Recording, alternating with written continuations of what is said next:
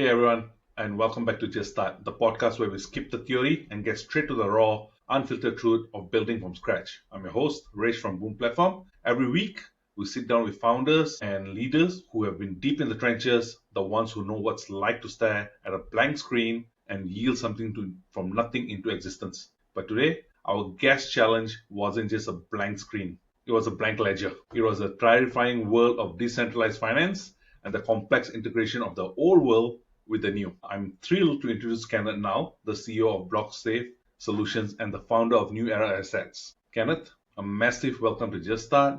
For those at home listening to this that do not know you, how would you explain to people who you are and what you do? Well, first of all, thank you for having me. I really enjoy coming on and discussing and hopefully giving some enthusiasm to people that are thinking about coming into a founder's position, building something themselves. So the best way to explain myself is that I had a pretty boring traditional background out of college, and I went to college for completely unrelated field to what I'm currently doing. So I'm not one of those guys that say you need to have all that college education to do these types of things, because I don't even use my degree. But out of college, I was working with JP Morgan Chase in traditional banking and investment assets. And I, by chance, overheard some acquaintances talking about blockchain technologies. And I didn't know what that was. Started looking into it afterwards, and I realized that what I was doing on the traditional finance side was archaic compared to what the technological future was of blockchain technologies and the implications in the financial systems. So that was like an aha moment for me. And this was back in probably 2015, 2014, 2015. And so at that point, I decided I was going to go kind of partners in with me. We founded New Era Assets, which was a small venture capital firm. We were some of the first investors into some projects you may have heard of, things like Axie Infinity. We were early investors in Axie Infinity. We were actually early investors in Polygon, and we did some investing. We also got into back in the golden days of GPU mining. We ran quite a few GPU mining farms. We were working with Ethereum, obviously back in the day as the big one, but several others, and that was a fun little project that we did. And then I've also been in 2017. I with a couple partners, we founded our first blockchain project. We later did it. I did a couple NFT projects during the heydays of the NFT projects, and then eventually late 2017, we with a long term development friend of mine. I've always been like a kind of hobbyist in coding, but I had some friends that were very heavy into it, and I realized that there was a real shortage of development teams in the blockchain and AI technology space. And so we put together a really good team and we started building. That's where BlockSafe Solutions came from. So like I've dabbled quite a bit in this space, but it's really just which is I think the main driver is just you find something. I think everyone will at some point, if you're looking, find something that you're completely enthusiastic about, and then it just becomes easy to dive headfirst into space and see where you fit. So that's a little kind of a compact version of my story the last 10 years. So, Kenneth, while researching about your background, dawned on me that you actually started before that, right at 2011, building websites. All in all, you've been an entrepreneur for 15 years, 15, 16 years, I would say.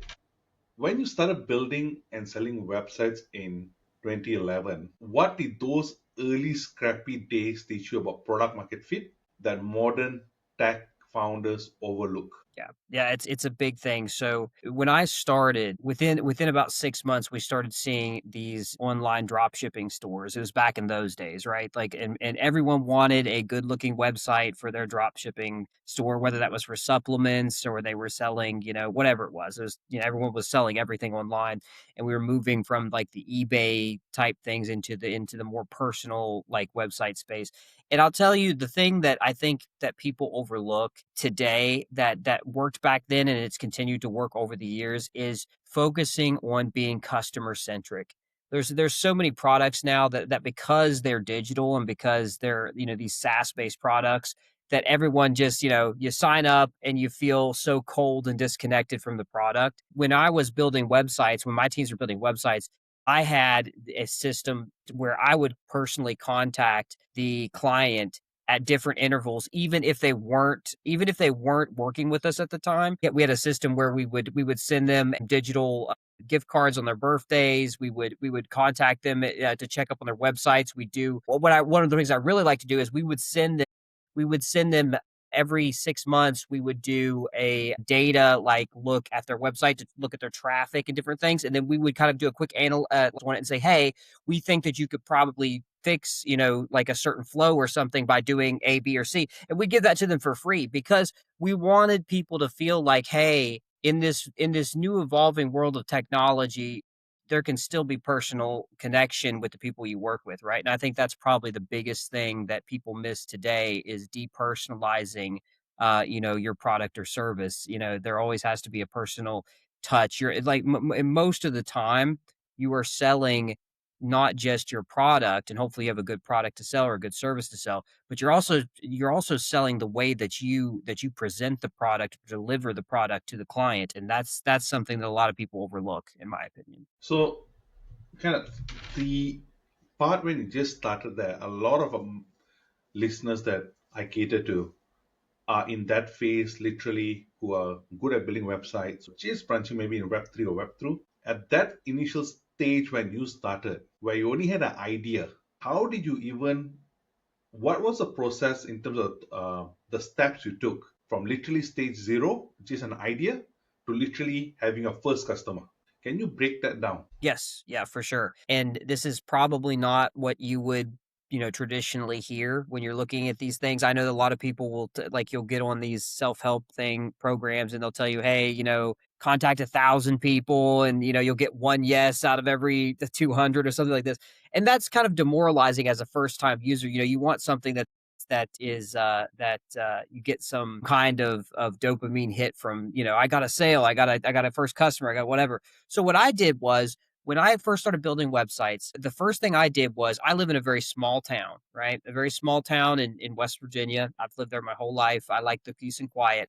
But there are dozens and dozens of small mom and pop, stores, locations, things like that around town. I know some of those people because I obviously live in the town. So what I did was I picked 3 or 4 of those and I said, okay, I'm going to build websites for these people that don't have active websites right now, and then I'm going to go and show it to them. And this is what the presentation was like.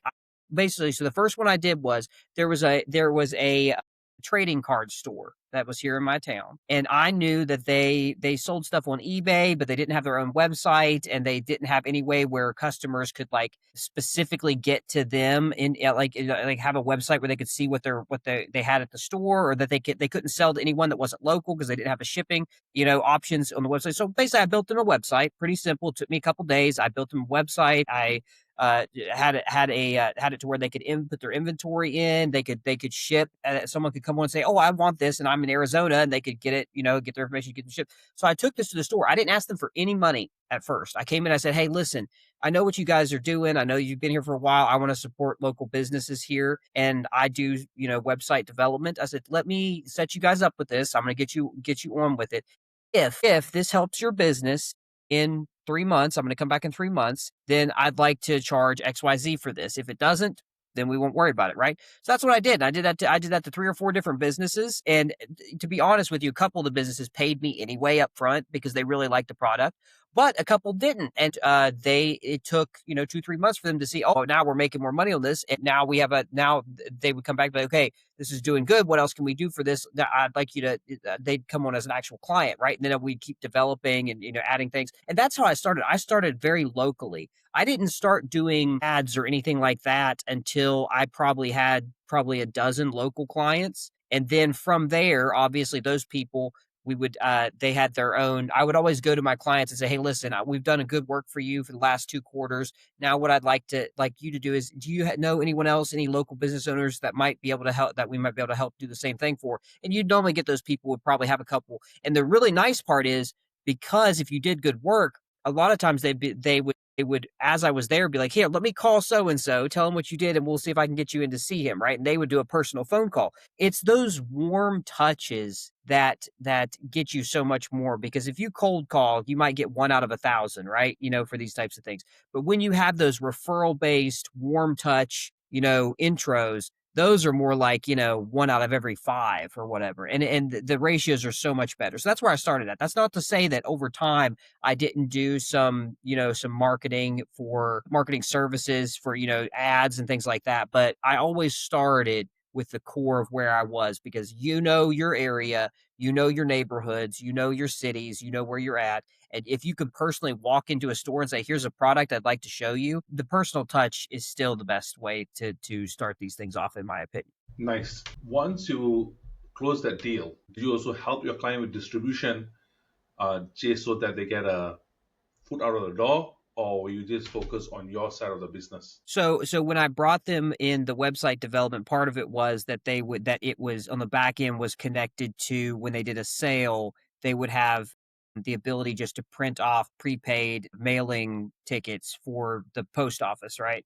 So now that's how it did in the beginning. So they were still responsible for printing those off, boxing their items, getting them shipped out, etc., those type of things. Now, with some of the client base, we actually started working with some of them over time, with where that was outsourced too, where they had options where we say, hey, listen, we actually have a service base. And this wasn't something that I did personally. I just connected a service that did pickups and deliveries and the infrastructure for mailing.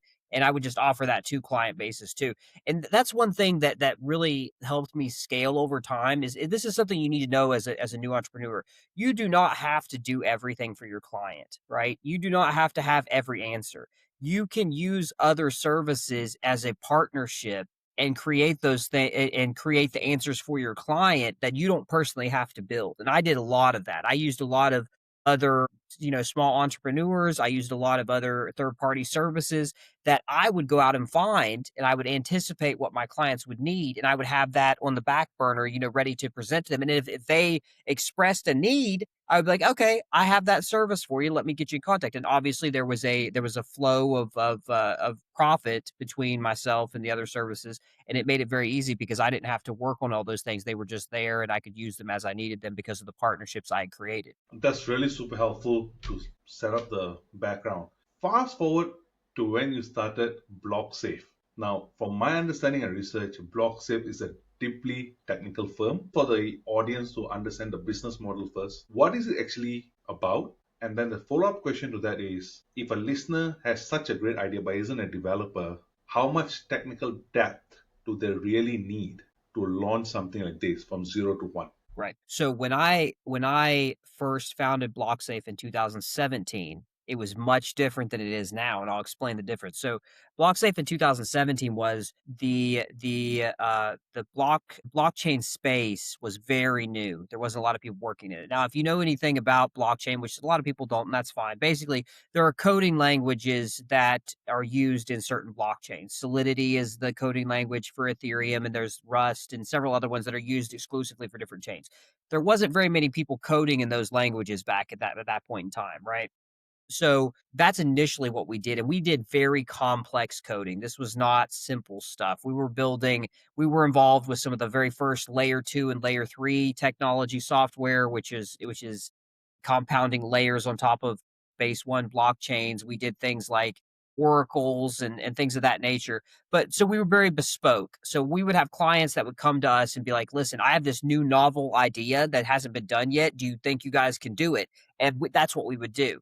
Now, over the years, coming into 2020, there was a lot of things were simplified a lot. There was a lot of NFT projects, simple things. There were people that could, if you had some basic design skills, you could almost launch some of these things yourself. And so we got into niche things like where we would do like very affordable contracts for NFTs. If you wanted to launch a token for a community that you had, if you were an influencer, those types of things. Then fast forward another couple years and we start having AI coding, right? So you'd have vibe coding come in this like last year and these types of things. And that actually allowed clients to, if you were an entrepreneur and you had an idea for a good application, like a cell phone application, right? You could do a lot of that in the last 8 months. You can go on, and if you're very good at describing what you want with the vibe coding technology, you could build the base of that application, right? So you could build basically what we would call like a demo model, right? So it would be functional. You could show it. It would be something you could potentially take to investors and say, hey, this is what it would be like. Now, that's not to say that you could completely have the application done, but you could get pretty close. But the difference between someone doing the exact same application in 2017 to 2025, 2026 is it could cost 50, 100, $200,000 to build a application just as a demo or a just a first pass, a 0.1 version. Today, that same version can be built for many times less than a couple $100, right? So there's a vast difference from what it was to what it has to used to be. And a good time to mention that, in business, especially in technology, a lot of times you have to pivot, because if we still had the same business model that we had in 2017, we would not be in business today, right? Because times have changed and technology has changed. But we're doing more year over year today than we were then. And why is that? That's because we have adapted to the needs of the current client base, right? So that's something that every entrepreneur needs to think about, especially in the tech space, because tech moves so quickly. So, for individuals who are not technical but looking at this 0 to 1 phase, and you shared that you can build most of the base layer demo or MVP product on your own. I'm just starting on this particular journey, and I've learned that everyone starts off building from the UI towards the back end. And I've since learned you got to build it from the foundation to the front end. Yes. Now, when you look at this as a developer, Kenneth, you see young upcoming entrepreneurs who will come to you for funding. How do you advise them to build a particular demo product for you to see? Or it doesn't matter whatsoever? No, it does matter. And I mean, it changes slightly depending on what the current, interest of the public is and things like that. But if you're looking for like venture capital wants to know a couple things from a startup founder, right? And that is you have to have a definable purpose for your product. That's why the back end is actually more important than the front end, because the venture capital understand that we can make the front end look good, right? Like we have all of the front end developers, but you have to have definable idea of what your user experience is. So, for example, if I'm a new entrepreneur and I'm coming to you and I say that let's say back in 2000, 13, 14, back in the early days of internet drop shipping, I come to you and I say, hey, listen, my idea is that unlike the current way that things are done, where a client has to go to a big Blockbuster store and buy a certain item, and then they have to go, and if it's there, if they have what they want in stock, then they get it. If not, they have to wait for their certain color or whatever to come in and whatever product, and then they've got to get it back home and all this stuff. So my idea is that I want to connect all of the different providers from all over the world into a digital setting to where they can shop for everything all at once, and then they get to pick color, shape, style, whatever, and it gets shipped to them over a time in a timely manner, and they don't have to do any of that other stuff that is a waste of their time and money and all this type of stuff. You have to have a user journey to whatever it is. Now that could be different for any product, as long as it's definable and it makes sense. So the first thing you work on is, what is your user journey? What is the problem that your product or service is fixing, right? And is that clear and definable? I always say that if you cannot explain what your product or service does in about 90 seconds, then you don't even know it well enough, right? You need to be able to very simplistically say, hey, listen, this is my idea. This is the problem that I assaulted, and this is how my product fixes that problem, right? So that's number one. Number two, when what venture capital is looking at is they're looking at what are you going to do with the money that we're giving you, right? So a lot of times founders will undersell themselves. They'll come in and they'll think, oh, I need $1 million for this over the next 2 years to develop it, but I'm only going to ask for K because I don't think that I can get that much, right? That's a fallacy, because there are venture capital firms that will be sitting on hundreds of millions in open capital. It's not the amount that we're looking at. It's what is the product good? Is the team good? And are you what's going to be done with this money? Where's the burn rate at? And if the burn rate is focused on development of product, development of user experience, and marketing, if the majority of funds are dedicated to those things, then that's beautiful. Beautiful for a venture capitalist, because that's giving us the best chance for return on investment. Now, if you come in and the majority of the funds have nothing plan for them. There's no plan. They're just going to sit in the bank account, or there's a huge burn rate. You've got, your CEO, your CFO, your CPO, all these, 3-letter acronyms, and you're paying all these guys 50, 80, 100 grand a year, and the burn, that's 50% of your burn rate. Those things are going to be problems for venture capital because that's not actually bringing any real value or development to your product. So those are some best bets if you're a new founder and you're thinking about, coming to a VC firm. And then be very honest with where you're at, right? I would also, I would also encourage new entrepreneurs that if they're not at the point where they really understand their product or they have a good pitch deck put together, reach out to some of the venture capital firms and talk to some of their business development people, because a lot of those guys will sit and help you and say, hey, listen, this is what we're looking for. Let's get development done, because venture capital is not sitting there waiting they're not there wanting to turn you down, right? Like the venture capital wants to have good projects come in. So if there is a potential for us to help with the preparation and get it to where it needs to be, then a lot of times firms will help with that. Here's what's the question I want to find out: the no list. You've seen hundreds of pitches across your table. What are the three most tempting distractions you see founders say yes to that eventually kill their startup focus? Yeah, so there's several of these that are really that early founders I think make problems with.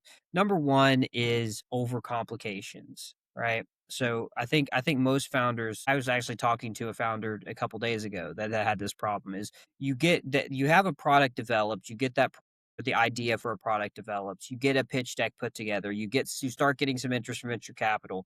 And then all of a sudden, because you made a little VC money in or something else, that you start bringing on all of these different positions and without any purpose behind them initially, right? So you're clogging up the pipes of what made you get to the place that you were, which is being light and having a purpose. For every dollar that's going out has to have a purpose. So I think that's a problem with early founders, is that they as soon as they get a little bit of interest or funding, they start thinking, oh, I've got to expand, and that's going to cause growth. That's not, in my experience, or like any, I think that's just a fallacy in and of itself. I've heard people say you got to spend money to make money. I think that's just asinine. I think and the right strategic people involved is what makes you a great product, and not just throwing money around. Number two, I think that early founders make is they take too much advice. You get too many consults, and it's not a bad thing to throw your product, your idea, your pitch deck in front of a few people to get some feedback. But at some point, you have to finalize that deck and start pitching it to real people, to real venture capital, to real people that are going to get you in there. And I've seen some people sit on those things for a year, because they'll show it to one person and then they'll say, oh, well, you should change this or this. And they'll change that. And then they'll show it to another person. They'll say, oh, you should change this or this. And they'll change that. And then that goes on and on and on. And the reality is, you can have different versions of your pitch deck over time, but let the VC tell you that, right? Let the people that are actually writing checks say, hey, yeah, this is really good. I would like to see this in the deck as well. Then change it.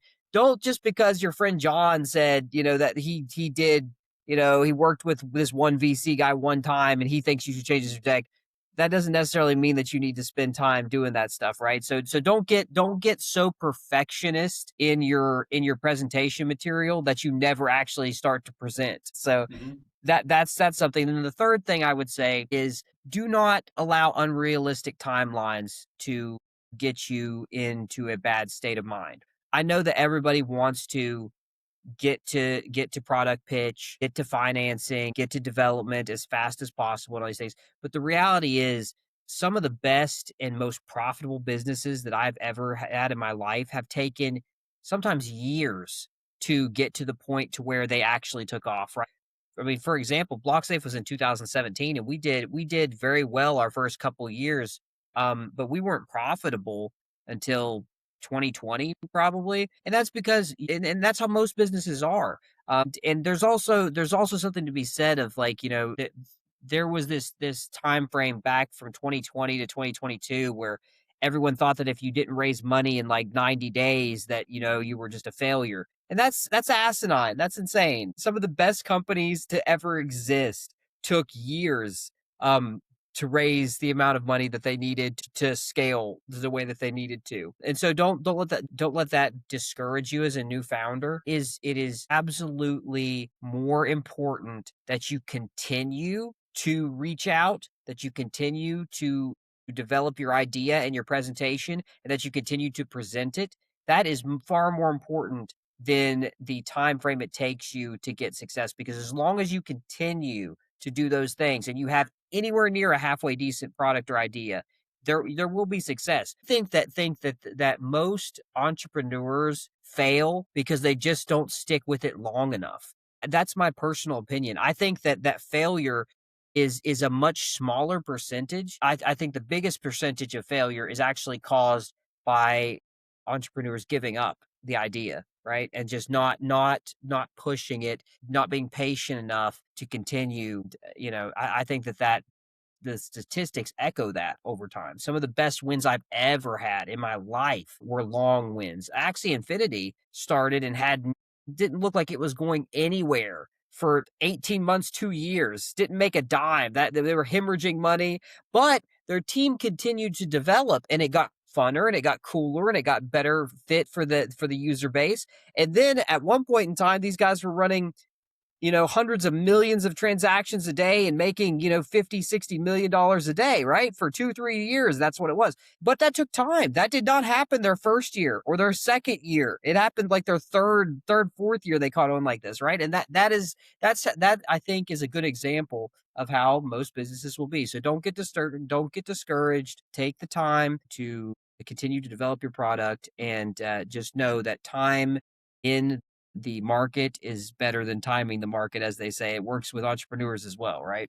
So that's where I want to check next. When an entrepreneur starts or testing various ideas, he might have 10 features developed and nothing is clicking. At what point, you being an entrepreneur yourself, do you decide, okay, it's time to pivot now, or stick with the idea longer than they should? Right, right. Yeah. So I think what you're asking is, when do you know when to give up on a certain idea or pivot, right? Yes.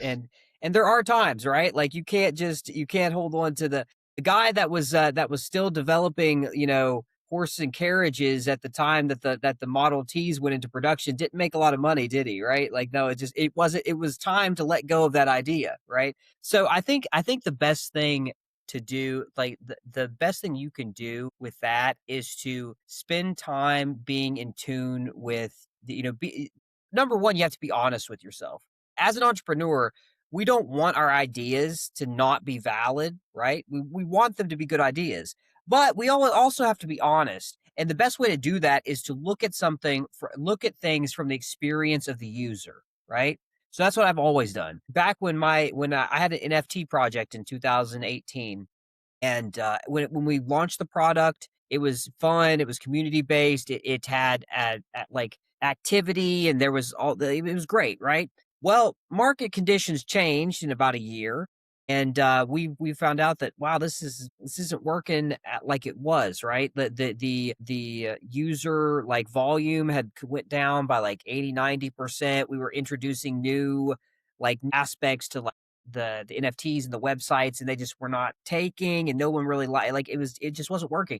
And so my thought process was, as a user, what is going to make this better? What can we do to get there? And this was probably the hardest decision that I ever had to make as a founder, was when I realized that NFTs in themselves were dying, as there was only going to be a very small number that would be successful over a long period of time, right? Because it just oversaturated. And so at that point in time, what we did was we made the call to merge our project with uh, uh, a utility based NFT project that would allow our user base to have something that they were interested in, as opposed to just the community based stuff that we had done with our NFT collection.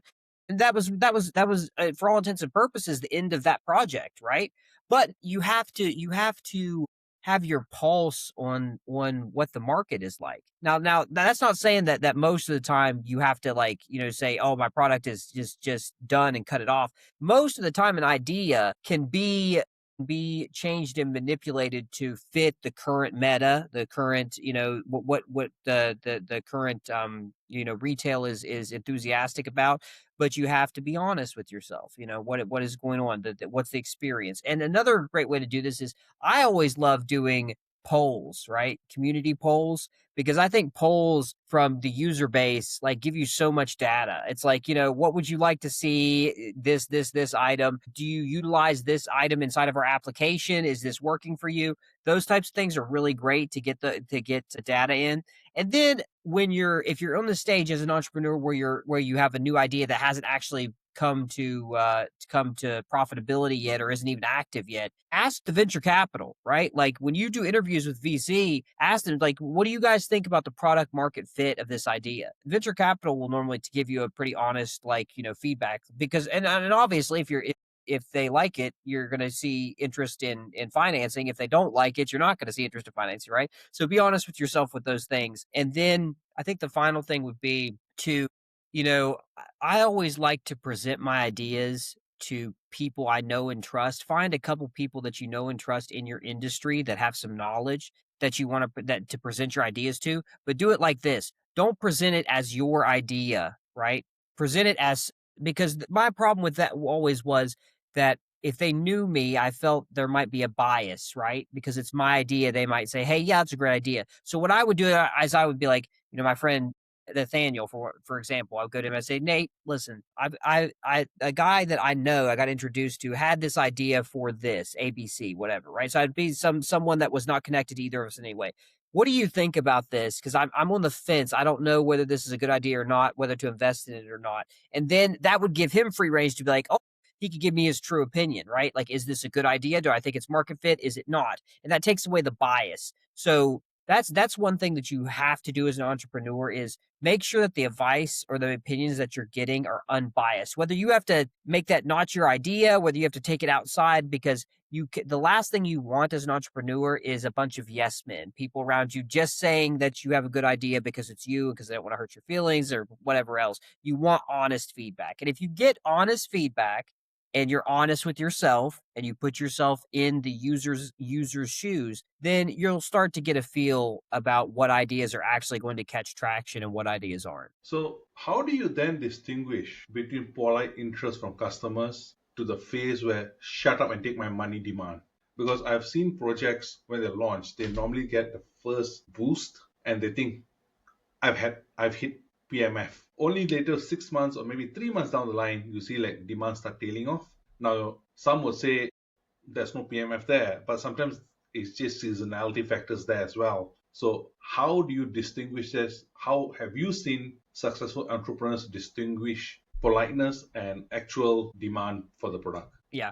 Well, I almost think that's the wrong question to ask, because if you have made it through the first stage of the group that's following you, that's been waiting for the product to launch, and you're always going to have that group, right? You're going to have that initial group to buy your product, whether that be the people that have been involved with the product, waiting for it, a wait list, a mailing list, whatever.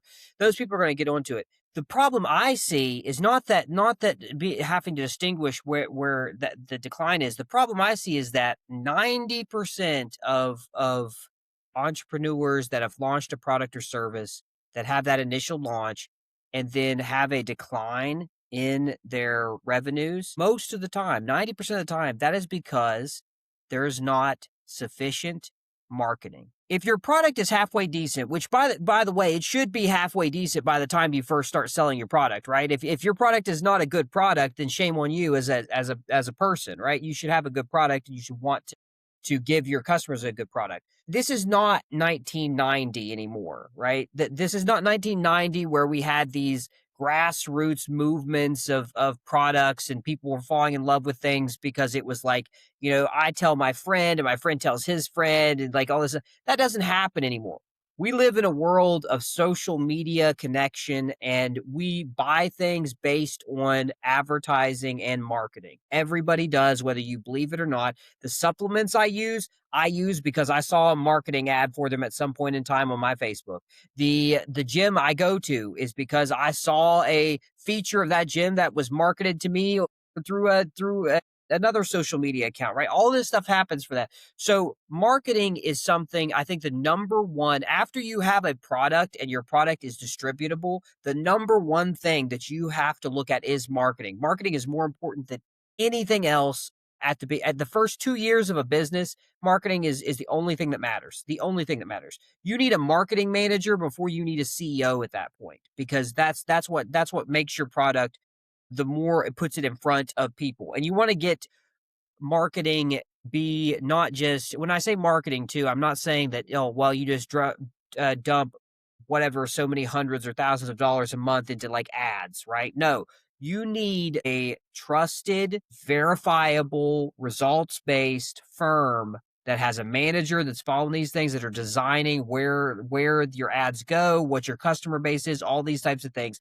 That's what matters. So I think that to answer your question from earlier, if you come to a point where in, month 4 or 5 of the business operating, you start seeing declines, the question isn't, is there something wrong with my product? Is there, your first question should be, am I spending more on marketing in month 4 or 5 than I did in month 1, 2, or 3? I guarantee you, if your revenues are down, then you're not, right? You're absolutely not. And that should be I think that the first thing to look at before anything else is if your marketing. Now, then if your marketing is on point at that point, then there can be other factors, right? Maybe there was a design flaw in your product, and that's when we need to start looking into customer polls and figuring out, okay, well, why is there returns happening for these things? Are they only holding attention for the first month or two, whatever the product is, those type of things. But the first thing you always want to look at is, are you trying to sell your product? Because marketing is the sales force. Back in the day, you had sales forces. Today we have marketing campaigns. And that's the thing. If your sales force is not on point, then you're not getting any product out. So, but the marketing is such a loaded word. I've personally seen people say, like, the initial days of, like you said, advertisements on Facebook, Twitter, or Instagram. That's the way to go ahead and promote your product. Then it moved into more of a edutainment. You put education material out, maybe do a sort of podcast like this, you educate people, you get distribution from that manner. Mm-hmm. Now I'm seeing a different phase where people using UGCs. They pay $20 for a 30-second clip and create hundreds of them and deploy them on various platforms. I know this is a loaded question, but what's defined as effective marketing, and how does a first-time entrepreneur look at the subject matter and decide, okay, I'm going to do ABC as the bare minimum to get started? That's a great question, because marketing is a loaded term, right? Because you can say, there's so many things that fall under the roof of marketing. But when I'm saying marketing is in my opinion, marketing is anything that drives the adoption and purchase of your product or service, right? So that's my definition. So that could be a lot of different things. That's why when I say that, you need to have your marketing on point, that's why I think that one of the only really important positions inside of a new entrepreneur's company is a marketing manager. And that's someone that understands how to sell a product. Now, that could be so many different things, but the reason why that position is important, and the reason why everyone needs to learn to market themselves, is because the job of a marketing manager, or whatever, whether it's a C-suite position or you just call it a marketing manager, basically the one that's overseeing your marketing campaigns, is they have to create a story that sells your product, right? So that can be a lot of different things. It could be utilizing influencers with the product to make ads or clips with them. If and that works with certain products. Like if you're doing supplements, for example, or you're doing sportswear, that makes a lot of sense, right? Because you want to see people that are also using supplements and sportswear that are influential using those things. That makes a lot of sense. If you're using software, okay, maybe not the same thing, right? Because we're talking about something completely different here. So if you're using software, it could be something like ads, right? So if I'm selling a software that protects your laptop when you're in, when you're traveling in Argentina, then I may want to a target ad like traveling pages, right? And have those ads coming up when someone's scrolling a Facebook or an Instagram travel page and they're like, oh, hey, would you like to protect your data while you're traveling in, South America, whatever. So it is very specific, and someone that's been trained well in marketing or that has done that has the years behind them in the work or that has the time working in, other startups or whatever, they understand that it's going to be different business to business and they have to create something that's going to work for you. That's something that I think, and where to find those type of people at, that's the question I get a lot. It's like, where do I find a good marketing? So a lot of people will tell you to look on LinkedIn. I hate LinkedIn because it's everybody, you can write whatever you want to write. What I like to do is I like to go to forums for startups, like startup forums, right? And I will look for on Reddit. I do startup forums. I also look for intern positions on like Fiverr and things like that. People that are looking for marketing intern positions and things like that with startups. And I'll test people out. Like for one of the businesses that I started in 2018. I went on Fiverr and a couple of those sites where, you have people advertise to do, you can go in and pay them to do specific jobs. I went on there and I found, I think I found 24 marketing people that, had marketing campaign managers or whatever. So I brought all 12 of them in and said, listen, this is what I'm doing. I said, I have a startup.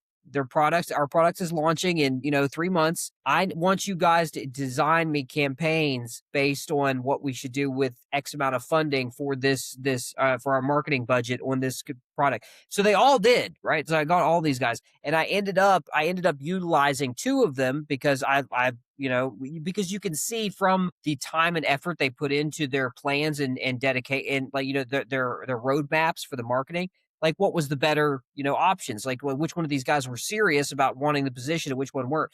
And so that's a way you can do it. You can have a lot of these guys will actually fight over positions, be like, listen, I know what I'm doing. Here's what I would do with your funds. So that's a creative way to do it. Nobody was doing that back then. That was a crazy idea, but it worked very well. And we did, I think I had projected doing, 150,000 or so in sales in the first year. We ended up doing 1.6 million on that product in the first year. And I think most of it was due to the marketing campaigns. We actually ended up bonusing those guys that did those marketing campaigns. Those guys, I think we bonused them out like over 200 grand. Wow. Yeah, because it was mostly due to their campaigns, right? Like I've always believed that you reward based on effort, right? And so that was they earned those because it did 6x what my best case scenario was for the company in the first year. So that was amazing. But you get creative with those things. Put out things you can go and put out very specifically what you need as a new entrepreneur. You can go on Fiverr and be like, listen, I have this amount of money. I'm looking for somebody to do marketing for me for my first 6 months of operation. This is what I'm going to have. You can put all the information out there and interview several people. You can interview a dozen different people and, interview those people and, get a feel for a lot of them. And, there's always some risk involved with this stuff, right? You might get the right person, you might not. But the more people you look at and the more specific you are as to what you're looking for, the better chance you have. So now this fits in perfectly to the next question I just literally have to ask you.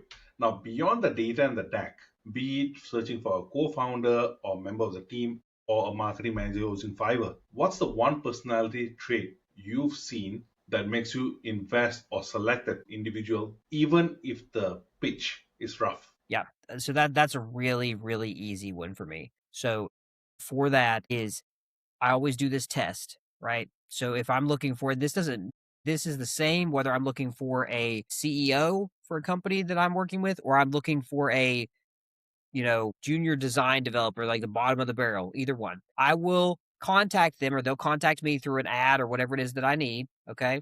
And then I will delay their first meeting. Something happened. I delay the first meeting and I'll contact them 3, 4, 5 different times to reschedule these things over the next week. And how quickly and thoroughly they respond to me and answer my questions is what is the number one factor. Because this is it. That to me designates the enthusiasm.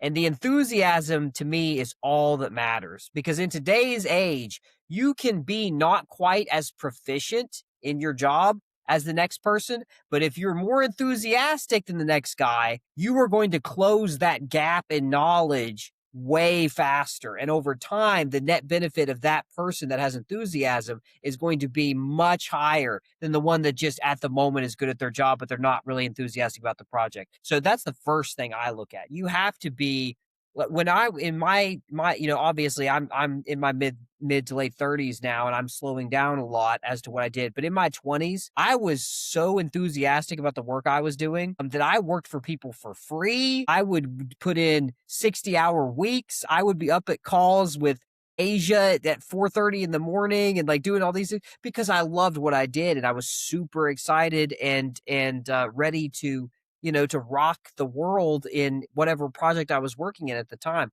And I think that means everything.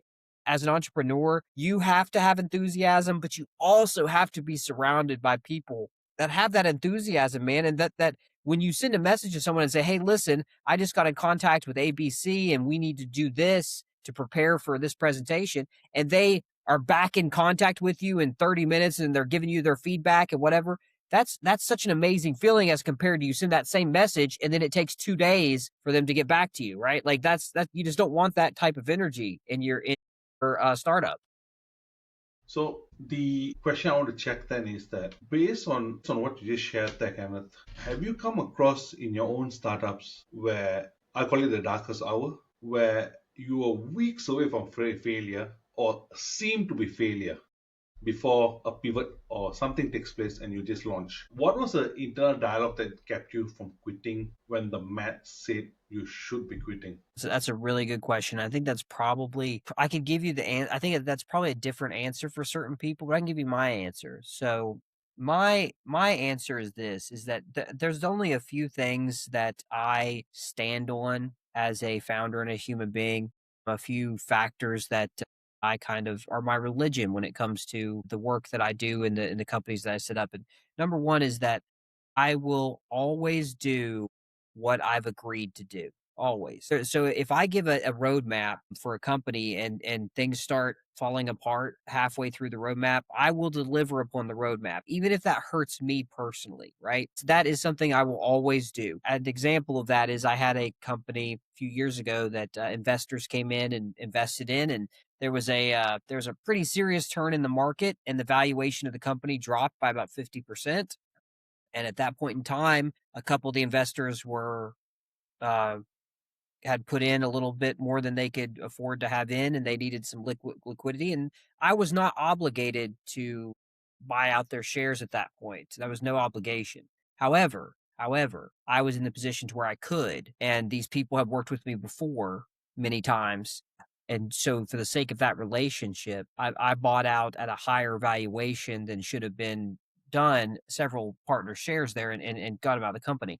That's because I could and because I had agreed to I had actually told these guys that they weren't gonna lose money on this project, and so that's what that was my personal word means something to me. The other thing that when a project starts to look difficult and like you cut like it's coming up on its death rattle, its final days or whatnot, a lot of times if I've already done the due diligence of, hey, have I been honest with myself? Is this a good product? Is this something that the customer base can utilize and likes? And if all of that is yes, then you have to have this moment with yourself that says that, okay, well, if the problem isn't the product and the problem isn't the customer base doesn't, that they don't want the product, they do want the product and the product is good, then there has to be a problem myself or with the team and how we're executing whatever it is that we're doing, right?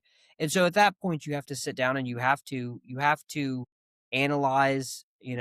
Sometimes you have to break everything and start from scratch. And there's been plenty of times where I've had that point in a company, and I've said, okay, well, this isn't working. So we're going to let go of everybody that's involved with this thing, right now. And we're going to reevaluate what we're doing, and we're going to start from scratch. Right. And that's reset the clock and go again. And I've done that several times with companies. think that you can't be afraid of those time frames, because if you look at like some of the most successful companies in existence, they had those time frames, right?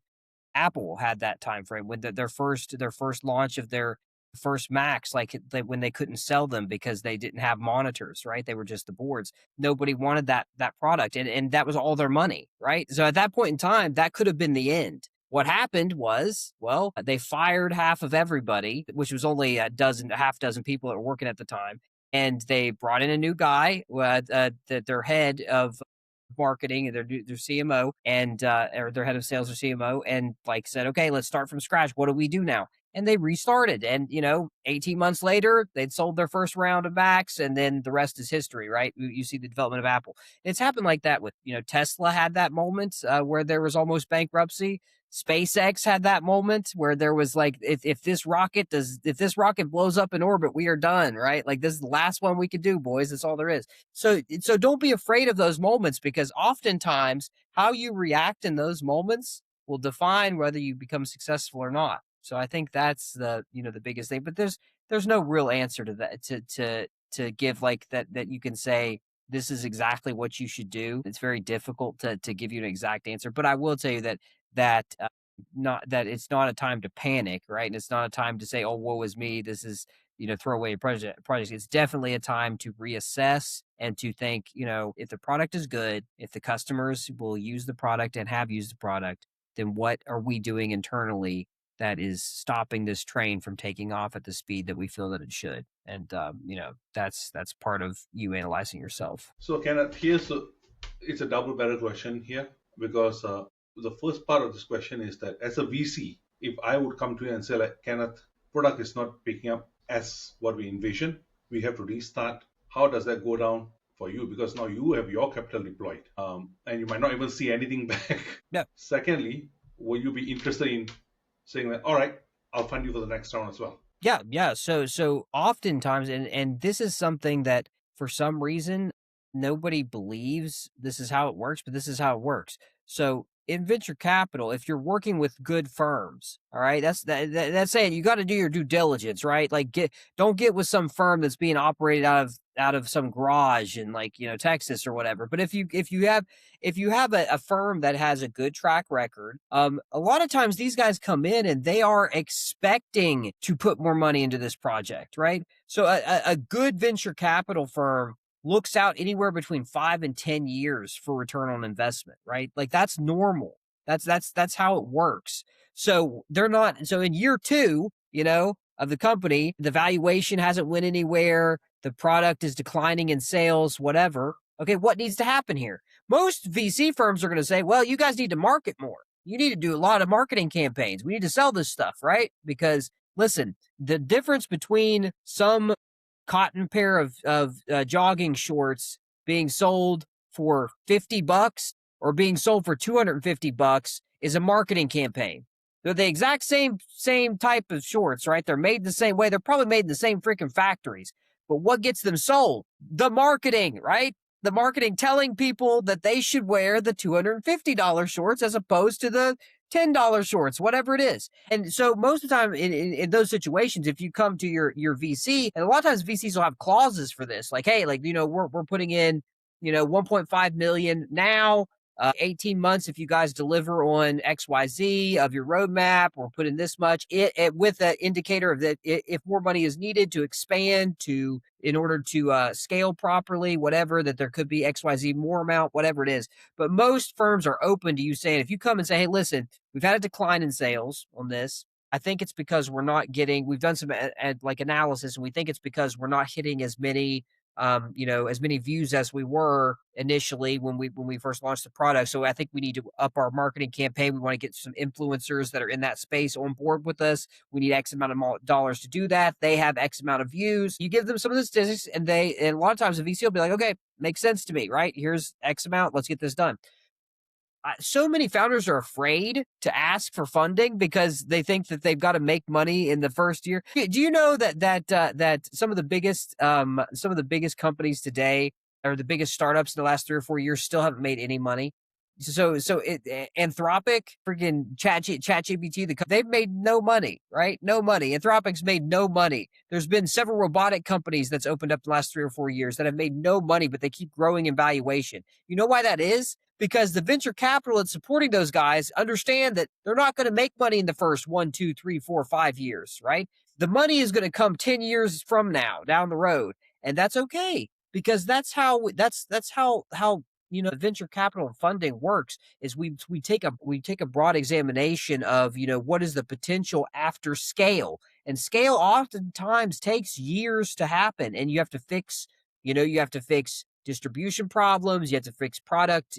If it's software, sometimes you have to fix product bugs during that time. You have to get your marketing campaigns on point. You have to figure out where the distribution of your buyers are. All that stuff takes time, years and years and years. So, as an entrepreneur, do not think that your success is tied to revenues in the first 1, 2, 3 years, right? That's not the case at all. Your job is not to make money in the first 1, 2, 3 years of your product. Your job is to scale in the first 1, 2, 3 years of your project. And that oftentimes costs more money. So don't be afraid to ask for more money. That's why we have Series A, Series B, Series C. We have your all these different levels of funding rounds, right? That's why it's structured that way, because you may need $1 million to start, or 500,000 to start, and then 18 months later you may need 5 million to continue to scale, and then 18 months later you may need 15 million to continue to scale.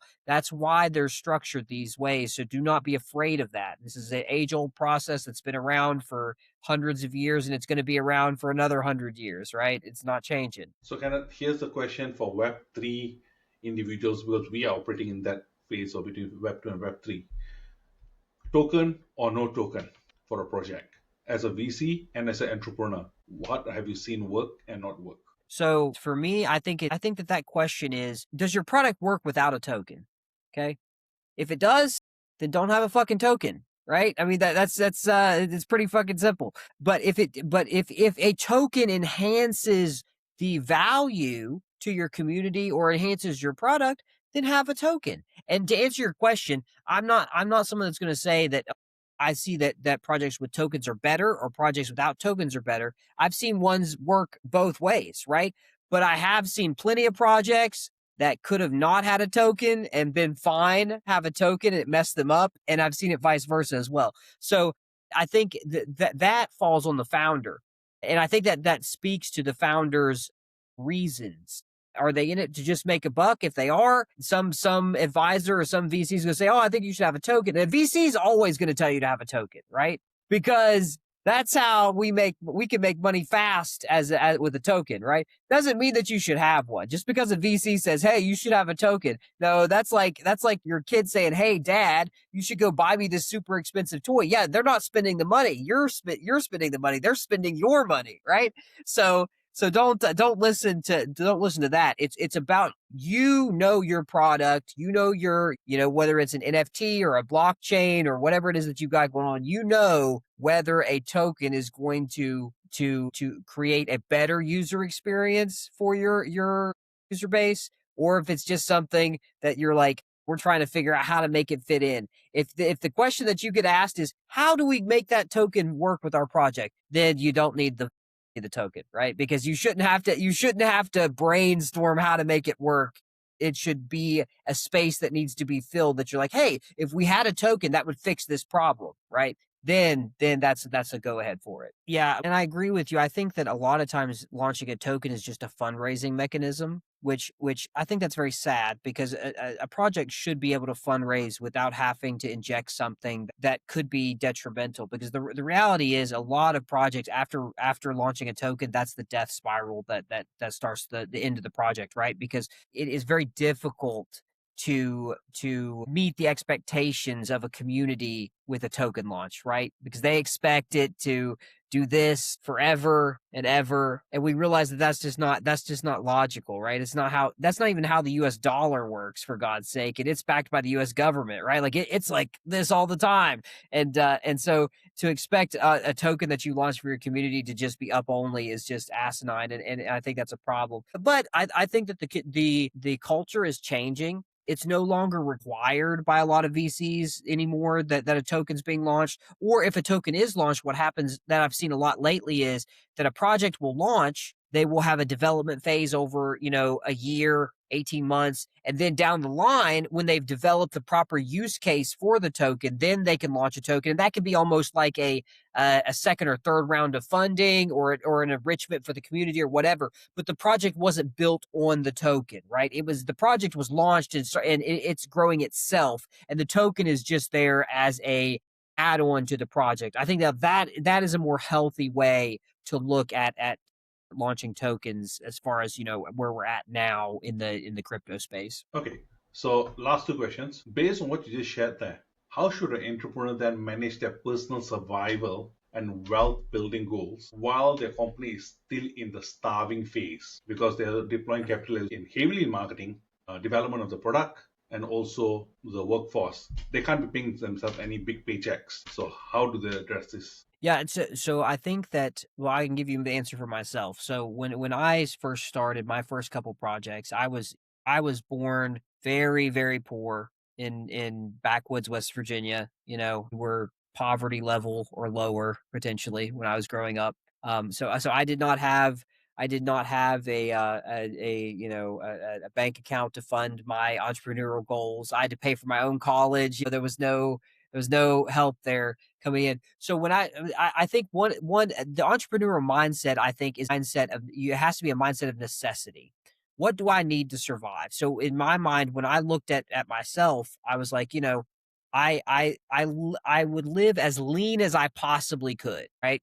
As possibly could. I would minimize the bills that I had to survive to the very smallest level. And I would commit to myself that, listen, Kenneth, you're going to be uncomfortable for a minute, right? And that's okay because we are working to do something better than all of that. And so as an entrepreneur, I think number one, you have to be committed to being uncomfortable for a minute. That means that you're going to be living in a way that is, just your needs are going to be met, but not much more than that's going to happen, right? You have to dedicate your time and everything else. So that's number one. You have to live in that mindset. Number two is that should only happen for the developmental phase of your startup, right? So I'm not one of those guys that thinks once you start getting funding that you should still not be taking any money for yourself or you shouldn't be doing anything. That's ridiculous, right? Because what do you think a venture capital firm expects that this guy that spent a year developing this idea and product and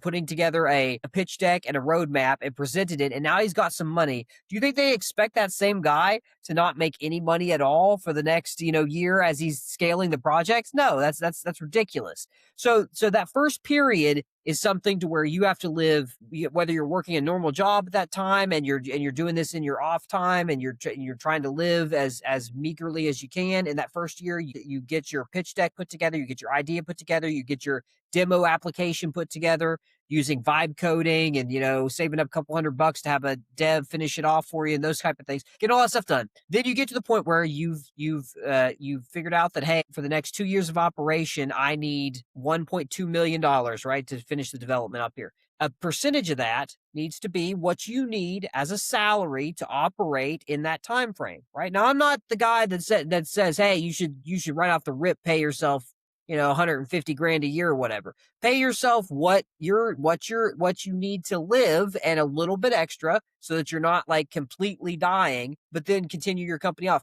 And here's the real thing that a lot of entrepreneurs don't want. Being an entrepreneur is not the best way to get rich, right? It's not. It's hard. It sucks a lot. There's a lot of late nights. It's not very healthy for you. You're not going to be your best self while you're doing this because you're going to put in too many hours. You're not going to sleep properly, all these types of things, right? If you want to get rich, okay, like borrow, beg, or steal, 50 grand, 10, 20, 30, 40, 50 grand, invest, right? Investors make money and are healthy and happy and have a good time. Entrepreneurs are dreamers that don't get good sleep and have cholesterol when they're 31 because they don't eat properly. Like that's what happens with entrepreneurs. But the reality is that if you are one of those entrepreneurs that don't give up and you continue to fight through those first 1, 2, 3 years, which are always super, super hard, there comes a point in time where the fight gets translated into value, into financial value, right? And then I think a problem that a lot of entrepreneurs don't make is they fall into this morality clause to where they have a successful project. It's year 5, right? Revenues are pouring in. The valuation of their company is now 10x what it was at the beginning, and they just decide to keep going, right? And just keep going. I'm completely against that. If you've done something that's successful, you've 10x'd your company in 5 years, buddy, cash out some of that, right? Like make you put you something, because then you can start being the investor that gets to make money the easy way as opposed to working your butt off to make it the hard way. That doesn't say that you completely cash out and just throw your company away. Like some people like to do full exits, some people like to do partial exits, whatever. But do something. Take some of your value back. I've seen way too many entrepreneurs work for 4, 5, 6, 7 years, not take any value out, and then a market turns unexpectedly or whatever, and they lose, in some cases, millions or tens of millions of value because they just weren't smart enough to take some profits as to it, for the labor that they'd done over the past 5 years. So Now, the last question: what is the single most common excuse we hear from people who haven't started their idea yet, from an entrepreneur's perspective and also a VC? And how do they kill that excuse today? yeah. So I think the biggest excuse that I hear is that it's a variation of it's not the right time, right? Whether that's the person saying I don't have the time because I'm working too much at my job or I don't have enough money, so I can't like start doing this because I don't have the funds to do it. All these different, excuses. And the reality is it doesn't matter what the excuse is. As a person, there is always a reason not to do something. Always. There's always going to be a reason not to do it. Okay. But not doing something is, in fact, a choice that you are making as a human being. So I've also noticed over years and years of working with entrepreneurs, of working with the affluent that have become successful, one thing or another, is that they oftentimes do things that are difficult because they understand the value proposition of doing difficult things, right? So it's no different from the person that gets up every day, 5 days a week, and goes to the gym and hurts themselves there for an hour and a half because they want to be healthy, right? It's no different. Nobody likes doing that. People that tell you they like hurting themselves, that's ridiculous. They want to look cool, but no, nobody likes doing that. But the value is there. You feel better. Your biomarkers are better, right? Those types of things are better. It's the same thing with being an entrepreneur. You will find an excuse to not do anything, always. There might be valid reasons, but I'll also tell you that every time I've heard someone say an excuse, and I've taken the time to analyze their situation, I have been able to personally figure out as an outside observer a way that they could fix that. Like if I hear someone say, well, I just don't have the extra $50 a month to get Lovable so I can start learning to vibe code, right? Cost $50 a month to have Lovable. You can start practicing vibe coding, which is probably the best skill that you can use in the current era. And they'll say, well, I don't have $50 a month. All right. But that same person will, order Italian food twice a week and takeout, right? It's like, no, it's not that you don't have the money. You could not eat your Italian food and eat a box mac and cheese from Walmart those 2 nights that you ate and save yourself $25 a week. And then now you got $100 extra a month. You do 50 for Lovable, and maybe that other 50 you get you some better food than Italian food, heavy in carbs 2 nights a week, right? I fixed your problem. It's amazing. But the problem is that I'm an outside observer and that person isn't. So a lot of times we have to look at our lives as an outside observer, because do we really not have time to do something, or are we just not making the time to do it, right? Do we really not have the money to do something, or are we just spending our money on things that have no long-term value? And if you are honest with yourself and you ask that question, I promise you, 99% of the time, your excuse for not doing something, for not learning that skill, for not taking the time to start creating your ideas, for not making the time to put your ideas into the presentational material, all that stuff, all of those excuses, if they're observed from an outside observer, they're nonsense. It's just you deciding not to be successful. And then the longer you decide not to be successful, guess what? The longer you will not be successful. So decide to be successful, be uncomfortable for a little bit of time, and you will thank yourself, right? Future you is going to thank encourage you for doing that uncomfortable thing, because everything in life that is worth having is somewhat uncomfortable. This is just the nature of the universe. Thank you so much for giving your time today. I personally learned quite a bit looking at things from different perspectives of feedback and insights that you have as an entrepreneur, and hope we can do this again soon. No, thank you. I thoroughly enjoyed it, and yes, anytime that anything that knowledge I have can be useful, more than happy to share that. And thank you. It was very fun. I enjoyed the conversation. Very good questions you had prepared. So you've done a great job as an interviewer too. That was really smooth, and I thoroughly enjoyed it. Thank you. I will speak to you later. Thanks, Sesh.